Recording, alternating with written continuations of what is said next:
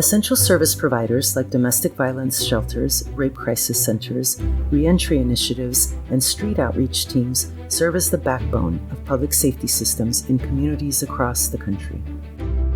When we look at the pandemic, it has added another layer or barrier for many patients to have to get through. Unfortunately, a lot of the problems that our patients were suffering through, and also the communities that they're living in, a lot of those problems that we were running into have just become intensified since the pandemic. For far too long, and I'm talking about decades, if not a century or better, there has been disinvestment within the marginalized communities that we're currently working. Communities of color, communities that are often impacted by the criminal legal system, and individuals that constantly face multiple barriers.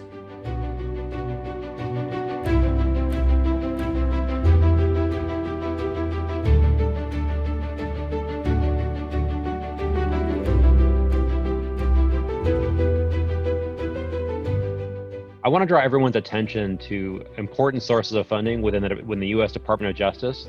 And many people, assume the Department of Justice really only funds law enforcement programs. And while that's true for some grants, other grants are much more elastic and can be used to support almost anything, from violence prevention to victim services. We held virtual town halls with elected officials on federal stimulus dollars available. In Illinois, we partnered with the Illinois Shared Safety Coalition and the Legislative Black Caucus to advocate for funding allocation. Here in Illinois, we have something called the Illinois Criminal Justice Information Authority, and oftentimes we call them ICJ. ICJ becomes a flow-through and a pass-through for a lot of federal funds. And when those funds were identified, I knew that clearly that there were going to be significant alliances between the work that the Illinois Shared Safety Coalition was doing and the Black Caucus. And so the work that I do with my brothers and sisters in the caucus, I brought this issue to them and I shared with them a strategy for being able to identify those resources and make a very strong suggestion that those resources should be diverted to the communities and organizations that need those resources the most.